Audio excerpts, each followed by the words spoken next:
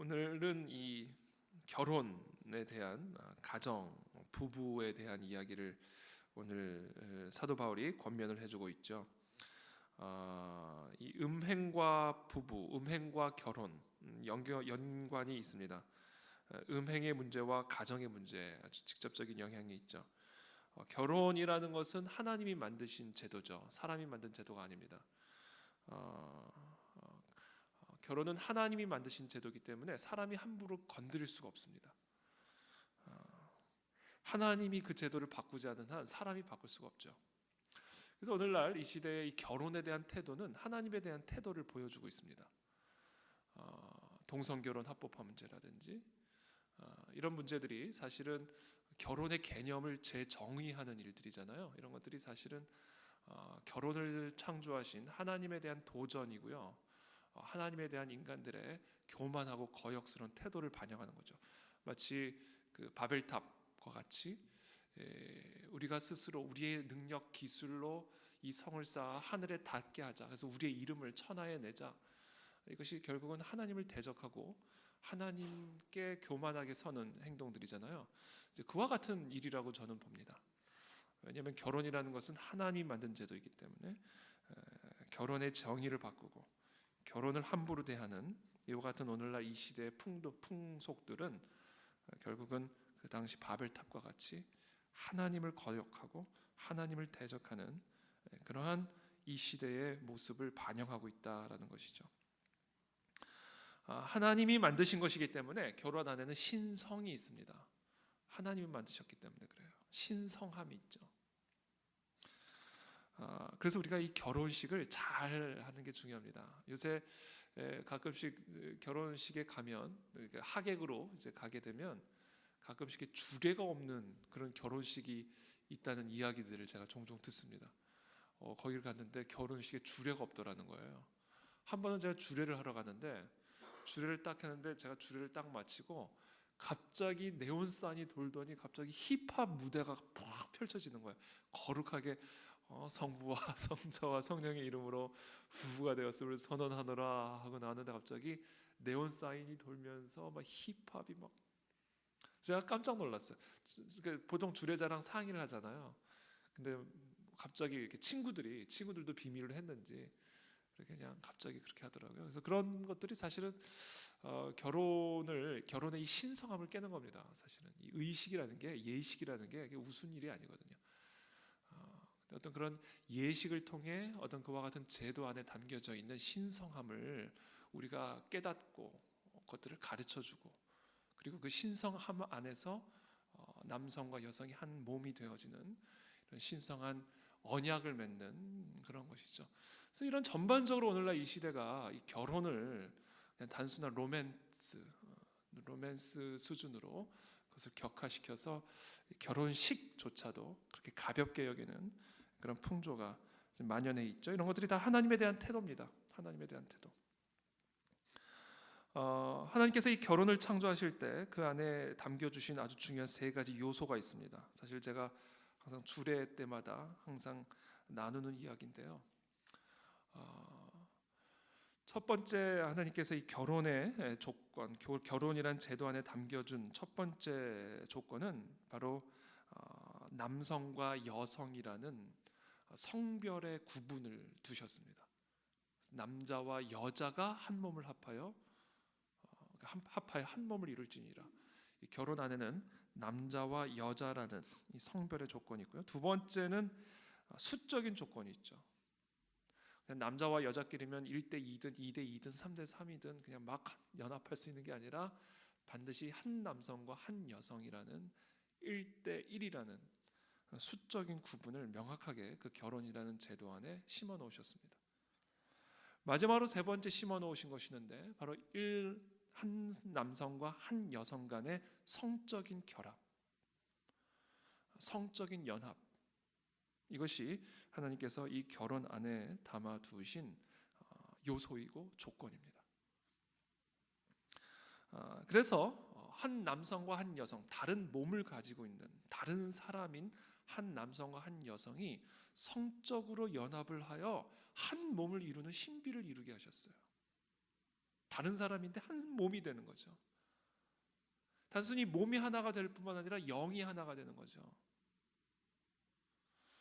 이것이 바로 성입니다. 성. 그래서 하나님이 이 한 남성과 한 여성을 한 몸으로 만들기 위해서 성이라는 것을 주셨고, 이 성이라는 것을 이와 같이 평생을 한 몸으로 이루길 서약하고 헌신한 이 부부라는 테두리 안에만 그것을 두셨습니다. 그게 성윤리예요. 그 밖에서 이루어지는, 그와 같은 언약이 아닌 그 언약 밖에서 이루어지는 모든 성적 관계를 다 음행이라고 얘기합니다. 간음.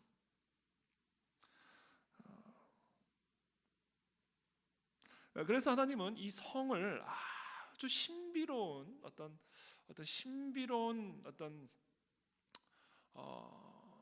것으로 우리에게 주셨죠. 우리 모든 인간에게.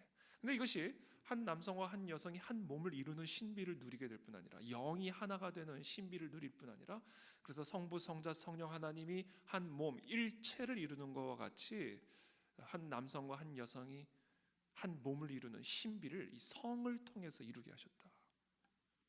그래서 성은 거룩한 겁니다. 아주 거룩한 거죠. 근데 그것만을 누리게 한 게 아니라 한 몸을 이루는 신비뿐 아니라 그와 같은 성을 통해서 생명을 잉태하는 신비를 누리게 하셨다는 거예요. 생명. 기가 막힌 기적 아닙니까? 생명을 잉태하여 번성하고 정복하고 다스리도록.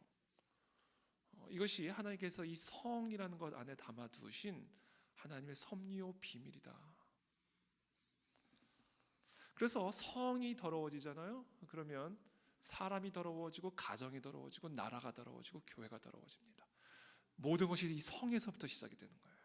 하나님이 태초에 창조한 사람은 가정이었죠. 아담을 창조한 게 아닙니다. 하와를 창조한 게 아니에요. 아담과 하와를 창조하셨죠. 아담의 갈비뼈를 뽑아다가 하와를 만드시고 너희들이 성적 행위를 통해 한 몸을 이루어 생육하고 정복하고 다스리라. 그러니까 하나님이 태초에 창조한 사람은 가정이었어요. 부부였습니다. 그리고 이 부부가 한 몸을 이루는, 갈비뼈에서 나왔지만 다시 그 몸이 하나가 되어지는 그 길을 성을 통해서 이루어지게 하셨다는 것이죠. 그래서 이 성은 하나님 나라의 근간을 이루는 영역입니다. 그래서 성이 더러워지고 성이 타락하면 가정이 타락을 하게 되고, 가정이 타락하면 나라가 타락하게 되고, 나라가 타락하면 하나님의 나라가 흔들리는 것이죠. 그래서 여기 계신 우리 가운데 진리교회 성도, 저를 비롯한 우리 모든 성도들은 이 사실을 명확하게 깨닫고 우리가 그렇게 살 뿐만 아니라 우리 자녀들에게 이와 같은 교육들이 이루어져야 됩니다. 오늘날 교회에서 성에 대해서 가르쳐 주지를 잘 않죠. 요새는 물론 많이 이제 이 동성애 문제라든지 워낙 혼탁한 성윤리 문제로 이제 교회에서도 계속해서 깨어나고 있고 경각심을 갖고 있고, 이것이 얼마나 중요한 것인지, 얼마나 심각한 문제인지를 이제 많이 나누고 있는데, 이것을 교회에서, 가정에서 가르쳐 주지 않으니까 우리 아이들이 어디서 배우냐면 이제 음란 동영상을 통해 성을 배우죠. 그것을 통해서 성 교육이 이미 다 끝나버립니다. 그래서 이 거룩한 성의 회복, 이것이 사실은 한국 교회가 어떻게 보면 또 본을 보여야 될 그런 모습들 가운데 하나죠. 이 성 가운데 담겨진 하나님의 뜻과 섭리를 온전히 이해할 수 있는 사람들은 하나님을 경외하는 사람들밖에는 없습니다. 하나님을 경외하지 않으면 성은 다 나의 쾌락과 나의 육적인 만족을 위한 도구로 전락을 해버립니다. 하나님을 모르면. 그래서 오늘날 이 시대의 성에 대한 태도, 가정에 대한 태도, 결혼에 대한 태도는 그대로 하나님에 대한 태도를 보여주고 있다고 여러분 보시면 되는 거죠. 저는 이 땅이 거룩한 나라가 되기를 축복합니다. 그리고 그런 거룩한 문화를 일으키는 데 있어서 한국의 교회가, 특별히 그 안에 진리교회가, 우리의 성도들이 앞장서서 그와 같은 삶을, 교육을 해 나가게 되기를 축복합니다. 이 부부가 거룩한 성을 이루는데요, 오늘 사도 바울은 이 음행을 피하기 위하여 남자마다 아내를 두고 여자마다 남편을 두라, 이렇게 이야기를 하고 있습니다. 결혼한 부부가 성적인 의무를 가지고 있죠. 3절에 남편은 그 아내에 대한 의무를 다하고 아내도 그 남편에게 그렇게 할지라. 여기서는 어떤 의무를 의미하냐면 오늘은 이 성적인 의무를 얘기합니다. marital duty, 결혼한 자로서의 의무. 왜냐하면 우리 모든 인간 안에는 하나님이 어떤 이런 성적인 욕구를 주셨기 때문에 그 성적인 욕구를, 성적인 그 행위를 부부라는 테두리 안에서만 이루도록 하셨기 때문에 남편과 아내가 그와 같은 의무를 다하지 않으면 음행을 피할 수 없다. 저는 이 너무 이른 새벽에 이런 이야기하는 저도 쑥스럽고 듣는 분은 근데 그게 중요하다는 거죠. 중요하다는 거죠. 배우자로서의 성적인 의무를 다하는 것은 거룩한 나라를 이루는 데 있어서 아주 중요한 본질적인 일입니다. 그렇지 않으면 음행에 빠지게 된다. 4절에 아내는 자기 몸을 주장하지 못하고 오직 그 남편이 하며 남편도 그와 같이 자기 몸을 주장하지 못하고 오직 그 아내가 하나니. 서로 분방하지 말라. 방을 나눠 쓰지 말라는 이야기죠. 다만 기도할 틈을 얻기 위하여 합의상 얼마 동안은 하되 다시 합하라. 이는 너희가 절제 못함으로 말미암아 사탄이 너희를 시험하지 못하게 하려 함이라. 분방하지 말라. 이거 좀 중요한 메시지입니다. 분방하지 말라. 그러나 내가 이 말을 하면 허락이요 명령은 아니니라. 나는 모든 사람이 나와 같기를 원하노라. 그러나 각각 하나님께 받은 자기의 은사가 있으니 이 사람은 이러하고 저 사람은 저러하니라. 이게 다 은사가 있다는 것이죠. 독신의 은사를 가지고 있는 사람들도 있습니다. 이런 것들은 은사다. 그러나 기본적으로 일반적으로 말했을 때 오늘 사도 바울은 이 부부에게 배우자로서의 의무를 다하기 위하여 이와 같은 권면을 하고 있습니다. 이와 같은 권면은 아주 중요한 거룩한 하나님의 나라를 세우는 일에 있어, 거룩한 가정을 세우는 일에 있어 너무너무나 중요한 본질적이고 아주 중요한 가르침이다라는 것이죠. 8절에 내가 결혼하지 아니한 자들과 과부들에게 이르노니 나와 같이 그냥 지내는 것이 좋으니라. 만일 절제할 수 없거든 결혼하라. 정욕이 불같이 타는 것보다 결혼하는 것이 나으니라. 결혼한 자들에게 내가 명하노니 여자는 남편에게서 갈라서지 말고 만일 갈라섰으면 그대로 지내든지 다시 그 남편과 화합하든지 하라. 남편도 아내를 버리지 말라. 이 가르침, 그러니까 이혼에 대한 가르침이죠. 결혼을 가볍게 여기지 말라는 얘기죠. 요새는 이혼 대신에 졸혼이라는 이야기도 나오죠. 졸혼. 법적인 관계는 유지하되 사실상의 어떻게 결혼을 졸업한 어떤 그런 개념들도 드러나고 있죠. 여러분 여러 통계를 보면요, 혼전 관계, 혼전의 성관계하는 어떤 이런 자들이 결혼 후에 그 결혼에 대한 만족도가 현저히 떨어집니다. 혼전 순결을 지켰던 자들보다 혼전 순결을 가볍게 여겼던 그런 커플들이 이 결혼의 만족도가 떨어지고요. 뭐 예를 들어 동거를 했든지 이 결혼 만족도가 떨어지고 이혼율도 더 높습니다. 통계가 다 나옵니다. 미국의 자료들이죠. 또 이 결혼식을 성대하게 많은 하객들을 초대를 해서 경건하게 드린 그런 결혼식을 한 자들이 그렇지 않은 자들보다 더 행복한 결혼 생활을 합니다. 그 이유를 그렇게 분석을 했더라고요. 많은 하객들이 왔기 때문에 그만큼의 이 언약의 무게감이 더 강력해지고 그리고 또 많은 하객들 앞에서 결혼을 했기 때문에 이 결혼 생활에 있어서의 어려움들을 함께 나누며 또 도움을 받을 수 있는 그런 멘토십, 가정 생활에, 결혼 생활에 있어서 어려움들을 도움을 받을 수 있는 그런 조언들을 많이 받을 수 있다라는 것이죠. 그래서 더 성공적인 행복한 결혼 생활을 한다는 그런 통계 자료들이 있습니다. 물론 그것이 항상 그런 건 아닙니다만 일반적으로 통계적으로 그렇게 나왔다는 것이죠. 그래서 우리가 이 결혼을 가볍게 여기면 안 된다. 이것이 오늘날 이 세태죠. 12절 나머지 사람들에게 내가 말하노니 이는 주의 명령이 아니라 만일 어떤 형제에게 믿지 아니하는 아내가 있어 남편과 함께 살기를 좋아하거든 그를 버리지 말며 어떤 여자에게 믿지 아니하는 남편이 있어 아내와 함께 살기를 좋아하거든 그 남편을 버리지 말라. 믿지 아니하는 남편이 아내로 말미암아 거룩하게 되고 믿지 아니하는 아내가 남편으로 말미암아 거룩하게 되나니 그렇지 아니하면 너희 자녀도 깨끗하지 못하니라. 그러나 이제 거룩하니라. 혹 믿지 아니하는 자가 갈리거든 갈리게 하라. 형제나 자매나 이런 일에 구애될 것이 없느니라. 그러나 하나님은 화평 중에서 너희를 부르셨느니라. 아내된 자여 네가 남편을 구원하는지 어찌 알 수 있으며 남편된 자여 네가 네 아내를 구원하는지 어찌 알 수 있으리요. 믿지 않니하는 그런 남편 또는 배우자와 결혼을 해서 사실 어려움을 당하는 경우들이 주변에 많이 있죠. 그런 경우에 우리가 어떻게 생각을 해야 되는지를 사도 바울은 가르쳐 주는데, 구원의 방편으로 삼으라. 믿지 않는 남편, 믿지 않는 아내를 구원할 수 있도록 기도하고 그와 같은 섭리가 있음을 기억하라라는 얘기죠. 그래서 주변에 보면 사실 믿지 않는 배우자와 결혼을 해서 믿음을 갖게 되는 그런 경우들을 종종 보게 됩니다.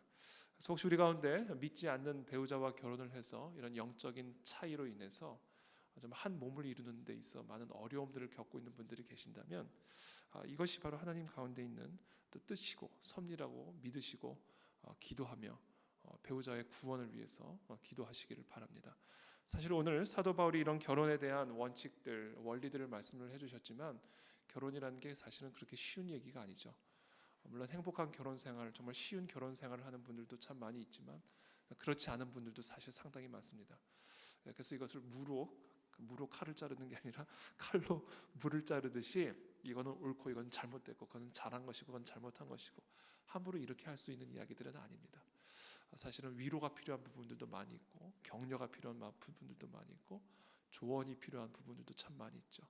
그래서 우리 주변에 이런 어려움, 결혼 생활에 있어서의 어려움을 겪고 있는 분들에게 이런 칼 같은 원리로 무자르듯이 그렇게 대하는 것은 사실은 옳은 태도는 아니죠. 오히려 그와 같은 어려움을 우리가 이해하면서 정말 그 결혼이 어떻게 해서든지 회복이 되고, 이 결혼 안에 담겨져 있는, 가정 안에 담겨져 있는 놀라운 하나님의 귀한 섭리와 축복을 누릴 수 있도록 우리가 함께 격려해주고, 그러나 동시에 우리가 또 반드시 기억해야 할 것은, 그 결혼 안에 담겨진 그 놀라운 신비를 누리는 과정은 만만한 과정은 아니다. 제가 얼마 전에 에베소서 강의할 때 함께 나눴던 것처럼, 정말 내가 죽는, 그렇죠? 예수님이 우리를 위해서 십자가에 죽으신 것처럼 남편은 아내를 사랑하고, 아내는 우리를 위해서 죽으신 그리스도를 사랑하듯 교회를 사랑하듯 남편을 사랑하고, 그것이 내가 죽지 않고 가능한 일입니까? 고통이 없이 가능한 일이겠습니까? 그래서 이건 쉬운 일은 아니다. 그래서 우리 모두가 이와 같은 내가 죽어야만 하나가 될 수 있는 이 결혼의 신비를 누리기 위해서 서로 격려하고 기도해주고 함께 세워져가는 우리 그안의 진리교회 가족과, 또 우리 앞으로 결혼을 하게 될 우리 모든 청년들이 되기를 예수님의 이름으로 축복합니다. 시간